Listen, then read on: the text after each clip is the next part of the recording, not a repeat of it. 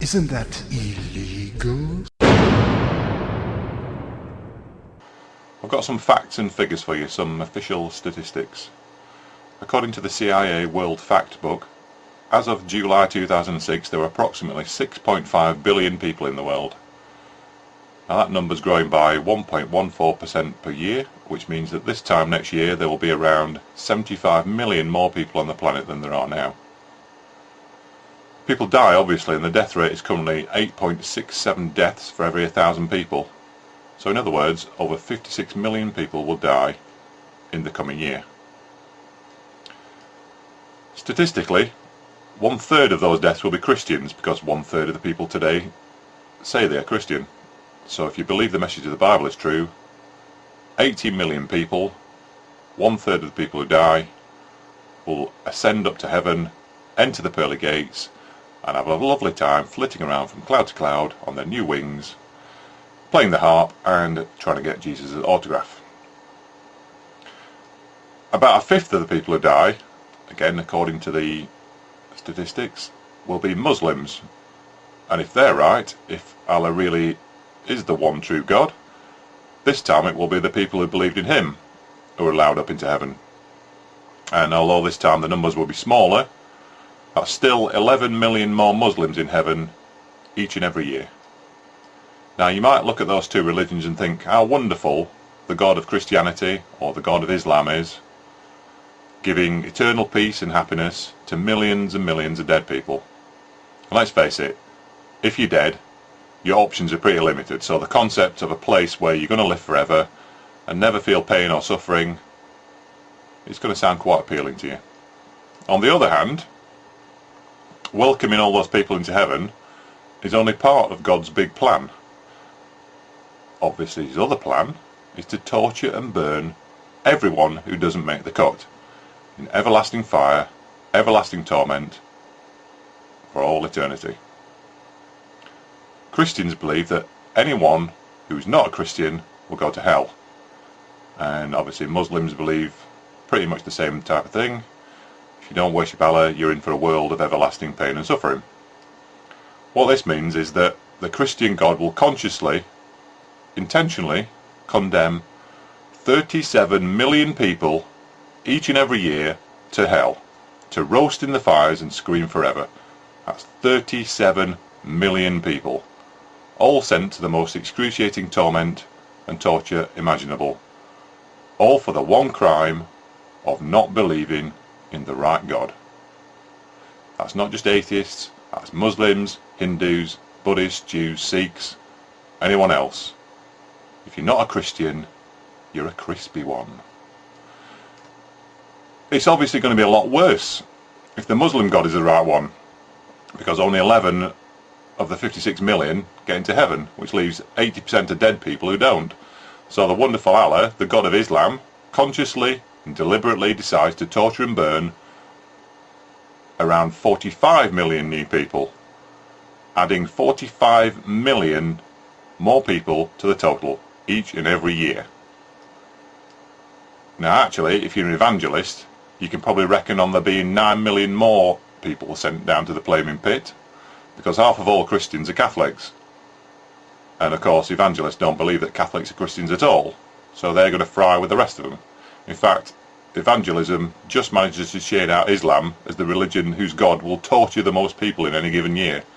46 million new torture victims every year if you're an evangelist. Well done, evangelism. Don't forget, that's just 1 year. The figure's for one single year, and it's every year. So in 10 years, say, 10 years from now, 370 million non-Christians will be burning. Now 370 million, that's about half the entire population of Europe at the moment. Or in the case of Islam, 450 million non-Muslims, which is about half the entire population of Africa, will be burning in hell. That's in 10 years. And in 100 years, now 100 years, obviously, nearly everybody alive today is going to be dead. So 2/3 of the entire population of the planet, that is 4 billion people, or 80% of the planet, which is 5 billion people if you follow Islam, they'll all be sent to hell by God, simply because they did not believe in the right God.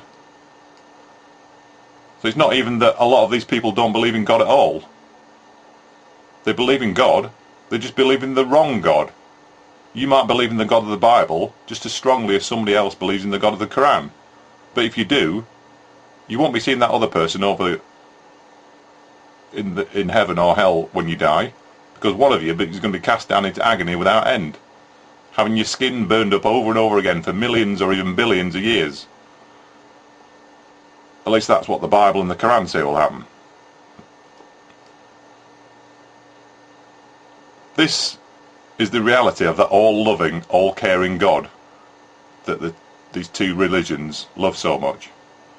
God condemns 37 or 45 million people, depending on which God it is, to endless torture every year.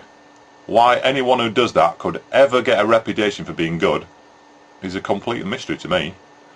Think about it. Are there really between 37 and 45 million people each and every year who've committed crimes so bad that they deserve to be tortured until the end of time? So you don't even need to count up all the people God killed in the Bible. Just look at how many millions of people he's adding to that fire each and every year. So spare a thought for atheism. Atheists don't believe that anyone gets tortured after they die. If you're Muslim, you won't be cruelly punished for your beliefs if it turns out you were wrong. If you're a Christian, atheists won't even try to scare you into believing that you should change your ways and accept atheism so that you can avoid burning in hell.